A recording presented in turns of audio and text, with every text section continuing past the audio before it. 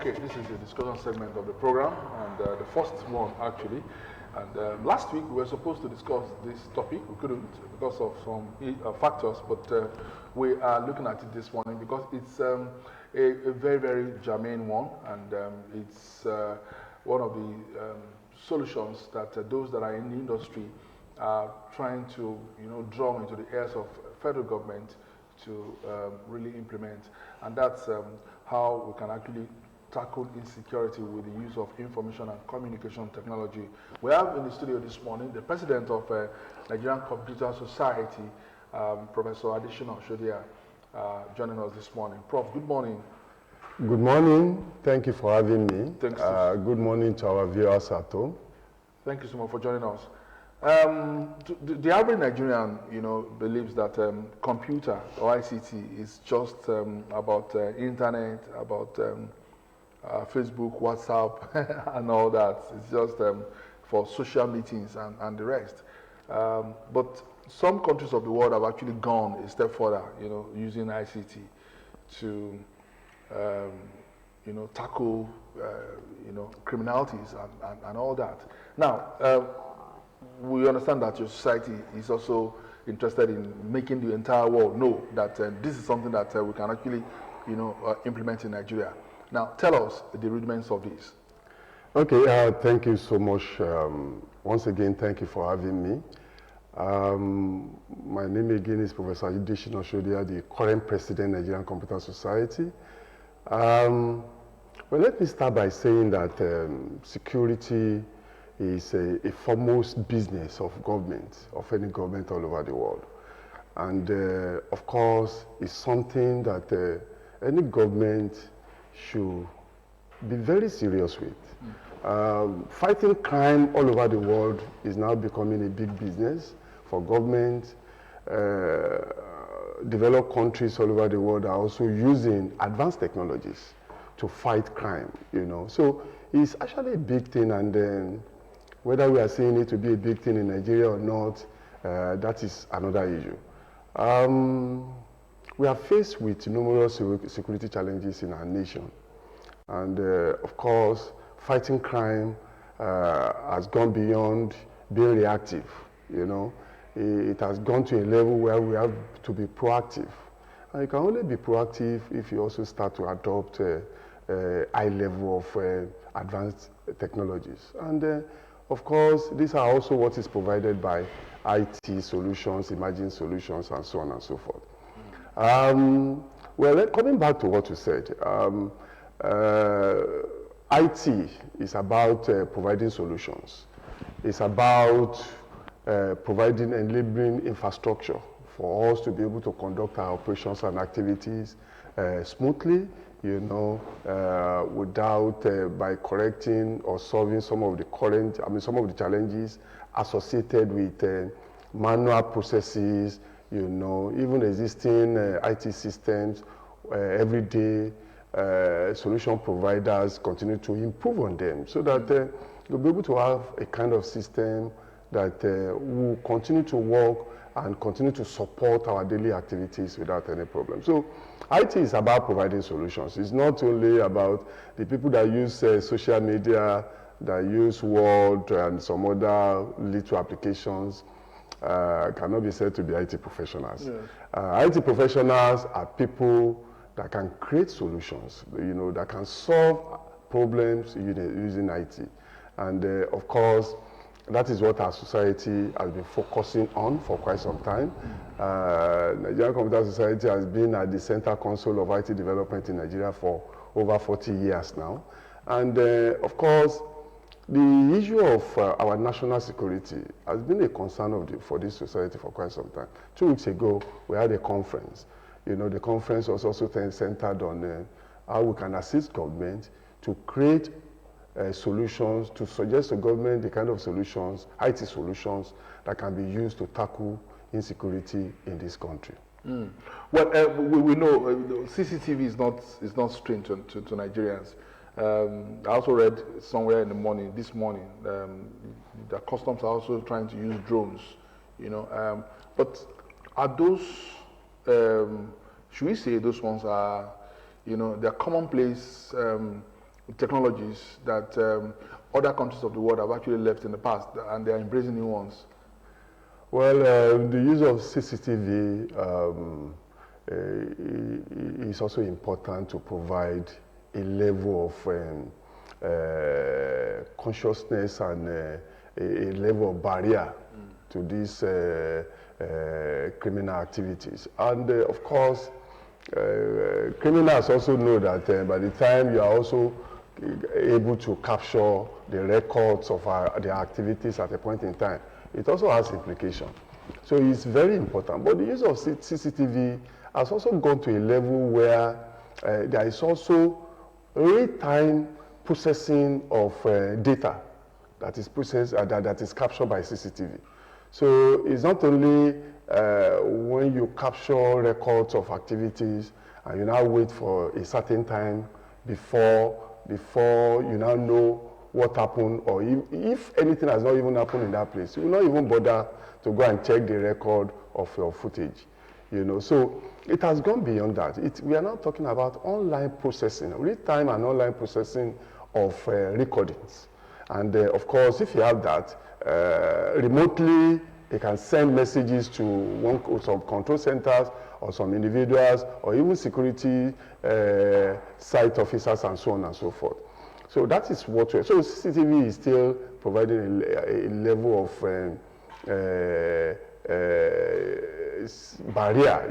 It's not providing barrier, but to give us information at the end of the day on what has gone wrong in that area. Well, let me quickly ask. I want to know if you think the federal government is actually prepared to use ICT as a means of curbing insecurity.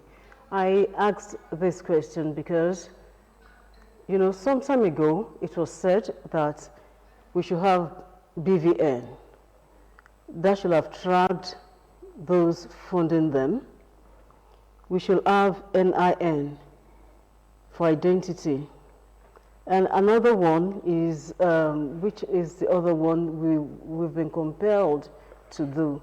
So I think if the federal government is actually sincere about the fight against terrorism, insecurity, don't you think the federal government should have used? Army generals, they are all using trains because of the fact that the road was not accessible. The road was really under the control of these criminals.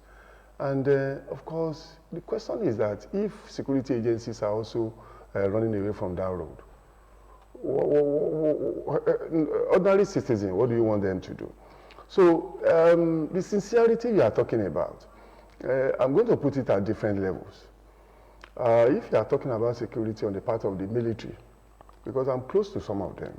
In fact, Nigerian Computer Society also has a relationship with the Defense Office. So you know that there are professionals there, okay? IT professionals, they are not going to use their money to buy resources and acquire gadgets. They are also ready to learn. If you give them advice, they are ready to listen to you. That is at that level. But we also have a commander-in-chief of the Federation. Of course, you know that there are some levels of combat that the military must also get approval before they are carried out. So sincerely, it bothers everybody, and even including me, including our society. We continue to analyze the situation to find out whether we are really sincere about this. Sometimes we hear that attack on a particular village or a community was repelled. I keep asking myself, are we supposed to be talking about repelling attacks? Are we not supposed to follow up with these people? Even before they came for that attack, they are supposed to have been, we should have gotten a level of intelligence that will have told the security agency that they were coming to attack. So the solution we should be thinking about, and government should concentrate on, in high level of intelligence gathering. And that is the area many countries are looking at now. Many countries are also deploying so many advanced technologies in order to be able to gather intelligence.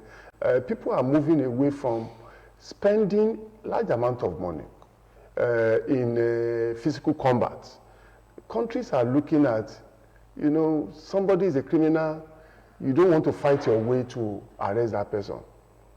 Intelligently, you just get to arrest the person without much problem. So that is the kind of thing we should be looking at. And of course, it's only technology we can use for intelligence gathering, for surveillance, for mitigating crime in this country.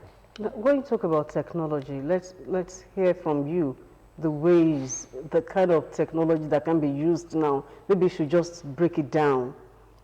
Okay. Well, we have a number of them that we have been talking about, and thank God you also mentioned one, the use of drone. Of course, you can also unmanned drone, unmanned vehicles. You can, because there are some terrains that you don't want casualties. You know, if you lose some pieces of equipment, that will not be a problem for you. But of course, those equipment can also carry out some functions and ensure that they are able to get information for you. So, use of drone is there.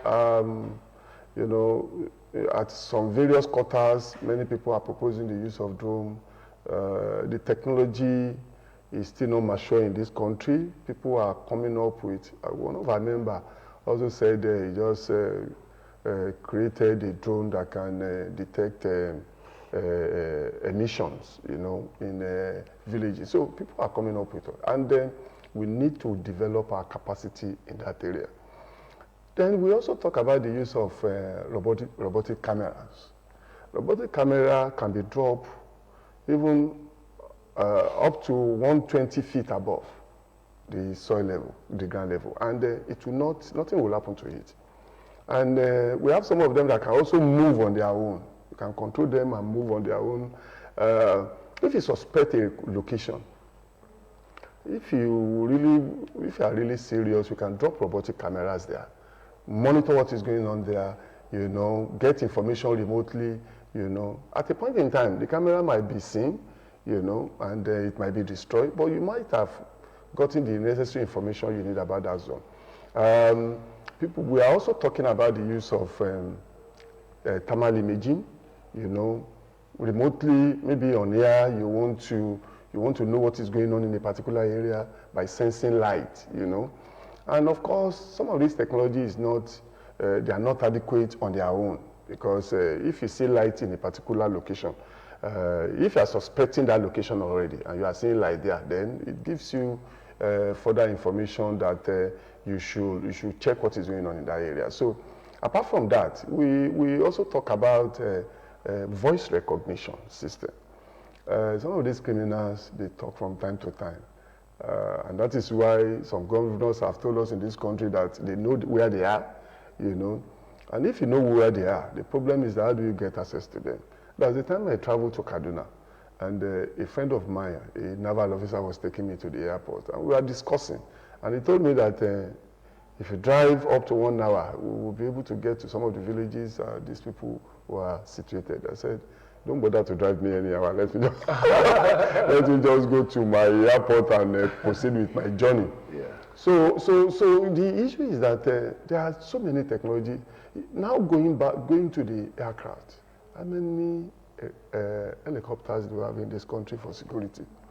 In developed countries, even the states has so many. If there is a robbery anywhere, you see rovers all around the place, and they will be able to monitor and track that. These people, but when they move around, they don't move in 1, 2. You see them in hundreds. And of course, we'll be able to track them, and we should be able to track them and get. It's not about trying to repair them, trying to condone them. We have gotten to a situation where, in fact, one other important thing is that these people are also spending a large amount of money on intelligence gathering. Before you get to their own location, they have known that you are coming close to them. The level of intelligence gathering they are doing, I don't want to say that maybe it's probably more than the one government is doing. I think I mean, coming from one of your comments, I think what you are trying to imply, Prof, is that the Nigerian government has not actually seen the need to invest heavily in, IT as solution to insecure? Because you mentioned helicopter now. You only see helicopters, you know, when you have VIPs, you know. And I think the sight of helicopters should just be common sight, you know. In other parts of the world, helicopters are like ordinary things because when there are issues, you see them. But in Nigeria, they appear too expensive for government to buy and to use, you know, to fight, you know, criminalities. Now, is it too much? Is the funding too much? You know, do you think that is the problem? Federal government and even state governments are shying away from investing in IT solutions for insecurity issues. Well, IT solutions are not cheap. They are not cheap. And we are also aware that if you are talking about funding, we are aware that this current government has also invested a lot of money in security. I mean, to acquire, well, don't let me say to acquire gadgets, but in security as they have been talking about it. The issue is that if we have a focus and we are determined, nothing even stops us as a nation to seek for external assistance. Nothing stops us as a nation. Since we have been fighting crime, how many other nations have donated aircraft for us? Fighting jets. How many countries have donated helicopters to us? You know, we should seek for assistance. We should not do as if because like you have rightly noticed, it's not cheap, and government must be ready to spend money. We have been talking about e-policing for several years now. Our policing method in this country is still archaic. You know, go to a police station. I mean, what kind of gadget do you have? When the police stop you on the road, what they do is that ask for driver's license, ask for blah blah blah, and it does not. There is no way they check whether this person is a criminal or not. Exactly. You know, we are looking at a situation where even the police on the road can capture your image, your face, and be able to get more information about you if the police officer is suspecting you. So we look at the vehicles our police officers use, compare with the vehicles you see in abroad. You know, you see a lot of their gadgets. They can check someone, they can book you right away, they can do so many things, get more information about you right away on spot, you know, in real time. You know, and there must be purposive action towards all this, so maybe we'll look at sorry to cut in. Maybe we'll look at it from another perspective entirely. If you check our political history, some people have said that the criminalities that were recorded in this country in the last 8 years are majorly politically motivated. You know, and that's why federal government is not because we read on a daily basis, you know, people get arrested, you know, for crimes and they still go scot-free, they are not challenged and stuff like that. So maybe we're just wasting time discussing this topic, you know, maybe it doesn't even make any meaning to those in government, maybe. Well, that might not, you know, we have said it when we started this conversation that the primary aim, one of the primary aims of government is to ensure security of life and properties in this country. And any government that cannot do that. In fact, when you are coming to power as a governor, as a president, you must have sincere plan for ensuring security of life and property. So no government should tell us that is not important to them. It's really very important to any government, and but again, there's also the issue of awareness, understanding of any governor. You know, it must also any governor that wants to govern a particular state and who is taking security, you know, as a premium, you know, must also understand the fact that IT solutions can be used. That's number one. You know, because if that governor does not understand that IT solutions can be used, he will not engage the Nigerian Computer Society. You know, and you know, I don't know. Our governments, have they been coming to you? Have they been asking questions, consultations, and all that? Well, governors, well, we are having interactions with some governors, very few of them. but we have good relationship with the Federal Minister of Communications and Digital Economy.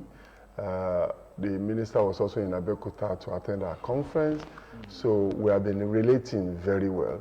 And I've also mentioned that we have good relationship with the Defense Office, you know. So at that level, you know, what Nigerian Computer Society is planning to do now is that we also want to assess level of tech savviness of some of these political aspirants, you know. We don't want people that want to bring us back again. We want people that have some level of knowledge in IT. We want people that believe in IT.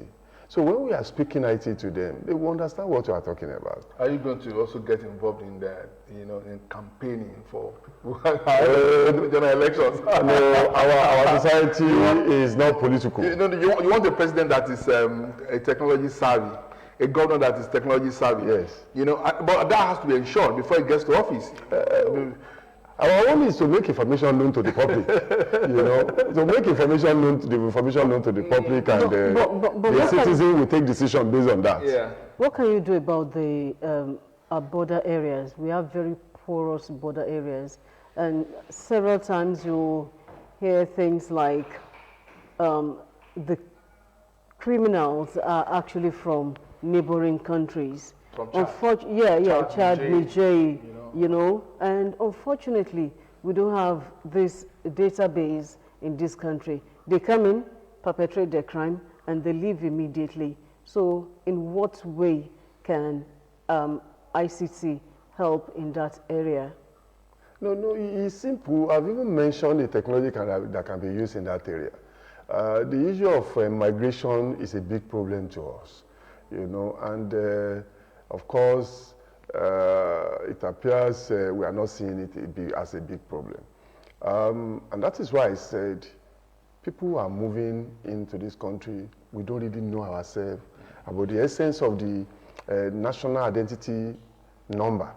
You know, the current effort of NIMSI is to actually get us to know ourselves, you know, so that NIMSI will be able to provide the primary database of everybody staying in this country. But even with that, you see somebody that has just crossed over to your country. The person, how will you be able to challenge the person that is not a Nigerian? If you challenge, how many people will you be able to challenge? But by the time you start censoring these people, you know, get one, be able to remotely find out from our primary database whether this person is a Nigerian or not, you know. But the challenge again is that, are we sure some of these people are not also registering on our NIMSI database, you know, so that at the end of the day they will be claiming that they are Nigerians. So we need a robust IT infrastructure, accessible IT infrastructure to all security agencies, anywhere they are. And one other thing that we need to do is that whether it's intentional or not, people are coming in, nobody will see. Even when some of them are also coming to Nigeria through the regular border. Not that they are coming through the regular border. And of course, we also have information that some of them are playing all kinds of tricks. They will hide inside the truck, you know, but some of them are even coming without being checked. So I think we have to attend to this immigration issue. And the current effort of NIMSI, getting everybody to register. And if at a point in time you are also found, you are not, it becomes a crime, you know, if your record is not on a national database. And I think when we get to that point, we will be able to solve this problem of migration a little bit. Are you excited by this? I don't know if you are aware. About close to a month ago, you know, a friend of mine shared his experience with me that his car, you know, was taken to Lagos by someone, and the person didn't observe a traffic light, and he got a text message, you know, from the Lagos State government, and you know that he's been fined. You know, I mean, I felt extremely proud that okay, we're getting there somehow. You know, the person lives here in Abeokuta, the car is here in Abeokuta, resides in Abeokuta, but was taken to Lagos, and the traffic light was disobeyed. Now the person got a message on his phone that he's been fined for that offense. Does that excite you? Are you aware that that is beginning to happen in Lagos? Yes, I'm aware, and of course we should give it to Lagos State. Lagos State has started to implement smart city fully, and they are gradually moving. Lagos State. This is not the first time I will hear something like that. They are really doing well, and of course it's a simple thing. They are trying to implement automatic vehicle licensing recognition system, and what that means is that when you are able to capture a number, a plate number, you will be able to get information about the owner, centrally. Don't forget that these registration systems are now connected centrally. So if you are, Lagos is also installed camera in some of the major cities, and then if your plate number is captured, it will be processed. You'll be able to get information about you, and so with that you cannot run away. So it has actually become dangerous for you to, if you're buying a car from somebody, and the person, the person is not removing the number plate, from the car, and you're using it. It's also dangerous for you, the seller. It is now, and that is why Federal Road Safety Commission is also saying that if you buy a vehicle, you need to come and register that plate number, whether with your name or you get another plate number. If you use that and that person goes to commit crime, you will be responsible for that. So and that is why you can see maybe to a level car theft is actually going down. Yeah. To a level is going down because it's not very easy for us for the security agencies to capture criminals, people that are stealing vehicles, and it's really going down. Except people have information that your vehicles has not been registered and so on and so forth, and they come after you. But majorly, if you steal vehicle, and what most of them now do is that vehicle cannot be used. It's either that they take the vehicle out of this country, or they go and remove the parts and sell the parts. So we are getting there. Lagos State is doing well, and then we'll continue to work with them and support them to ensure that we get to the level where we want to do. In terms of making the city a smart city. Smart city. Because I also need to commend Ogun State. Ogun State has also invested heavily in fighting security. A lot of vehicles bought by the state government and all that, and we see them around. In some corners of the state, particularly the state capital. But then, building a smart city is the next phase, isn't it? Yeah. Well, it's even the phase that we should have started a long time ago, not the next phase. But you also said that it's quite expensive, It is. Maybe Lagos is the only state that can actually afford all of that. It is expensive, but it has to be gradual. Let me also mention that Ogun State has also started introducing IT in so many of their processes. Tax administration, land administration, payroll system. We have a hub, tech hub, and so on and so forth. They have started. This thing is gradual. Investment in IT, you cannot do it completely in a day, And of course, in the area of security, like you said, Ogun State is also trying. We still have little pockets of security issues in the country, but all of them can be addressed. At the national level, the issue of security, intelligence gathering, we should also automate the process of intelligence gathering at the level. Recently, before the prison in Abuja was attacked, yes, we got information that DSS provided intelligence information. Nothing was done about it. This level of authorities, who takes action when they report? Does it get to the president to give approval before something is done? We need to also automate this process of when you get information. Maybe some people will say they think that the information is not strong enough. It's not. So we need to find a way of processing all the information we gather in order to intelligently also come up with an action plan, so that we'll be able to also solve some of our security challenges. Yeah, Moji, before Moji comes in, I'd like to ask Prof again, because growing up my university days, I remember some universities that taught computer science, and they also graduated students in computer science without the students seeing desktop. Is that changing? That has changed. Completely. That has changed completely. Completely, You know? exactly. That So has changed completely. You also have students are going around with their laptops. Yeah. You know. That has changed. Most schools now, they have systems. So most schools. all, not when I all. say all schools, they have systems. But when you're not talking about the ratio per student, Yeah. you know, that might be an issue, but at least... How does that impede, computer studies? You know, computer science is a course that is practical, you know. When you are teaching something, you want the student to also have hands-on experience, to also try their hands on one thing or the other. So when you are in a class, especially a practical class, you want all the students to have access to computer. So the issue is that if you are now getting 2-3 people to be on a computer, it has implication on the level of what they are going to get at that point in time. So but now in Nigeria, I think most schools have moved beyond that. You know, I don't know the school you are talking about. I graduated from Olabisi Onabanjo University. I also graduated from Olabisi Onabanjo University. That time it was Osu. That time it was Osu. And my department was mathematical sciences. And, you know, we also had computers anyway. They had so, because all of us are products of Osu, and we don't want to be seen to promoting Osu. When I was getting to 100 level, yes. They bought in some set of computers in Osu. You know, by then Professor Jaye Senior that came as consultant. So we had computer throughout, even at that time, throughout my stay in Osu.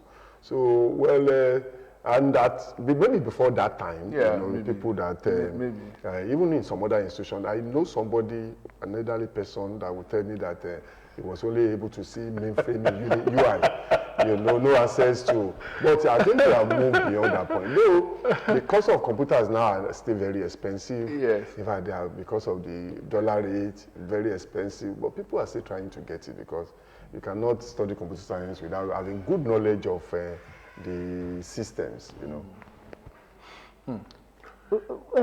Prof, you talked about the bandits. Do you think, would you say the bandits are a step ahead of the federal government, the government generally now? Because if the government can track kidnappers, why not the bandits? A boy was kidnapped recently, and I learned it was tracked. They got to know he was somewhere around the Ikorodu. It has been found. But unfortunately, since this issue of terrorism, banditry started, the federal government is yet to, even those that were even apprehended, they were later released. You know, I said it earlier that there must be conscious effort on the part of government. And I've also mentioned some technologies that can be used. And I've also talked about intelligence. Well, I just stopped because there are still so many technologies that can be used. One of them is even the ship-based, single ship-based system. What's that about? What that means is that it should be possible for us to also put ship, microchips, in some of the things that get to these bandits in order to monitor their activities. These bandits, they go to acquire arms, okay? Where are they acquiring this arm from? Can't government also set up a place where they can be attracted, like an honeypot? They can be attracted to come and buy arms. And we also put some ships and monitor their activity. There are so many people help them to buy food. People buy fuel for them, People serve as their agents, They kidnap some people. People even go to give them money. It's not possible to also imbibe ships in some of these items that get to this banditry and also get to know more about them and that is what is called intelligence, Handling these bandits it should not be as complicated as the way we had seen it in this country. We have to continue to change our approaches so that we'll be able to track it. Government is also getting distracted by this issue of banditry. Every day, kidnapping, banditry, government is losing attention on some other economic activities. So that is why, you know, if there is a will, I think we'll be able to do more than what they are doing. And we must thank you so much for coming on this program. I think Prof has shed enough light on how Nigeria can take advantage of ICT to solve most of our security challenges. And the fact that some state governments are also, you know, beginning to key into these is quite exciting. Lagos State, they've started trying to build a smart city, and Ogun State too has also, you know, keyed into it. There are some things you can't actually get done in Ogun State today without having to go to the internet, you know, to process, you know, your registration and all that. It's a good one, and we hope now that we have started, you know, this will actually take us to new levels. Prof, Moss, thank you so much, and I wish you the best of luck on this seat. You have how many years left? I've just completed my 3rd year as a president. I'll be ending my 2nd tenure next year. 2nd tenure, okay. You're not seeking 3rd term? No 3rd term agenda. Okay, we've been having Professor Additional Shodia, President of Nigerian Computer Society, as our guest, and we'll be looking at how we can tackle insecurity with ICT. We'll come back shortly, and we shall be having our Zoom guest from Lagos. We're looking at the energy sector reforms. Ajala Yusuf, an energy policy analyst, will join us very soon. Stay with us.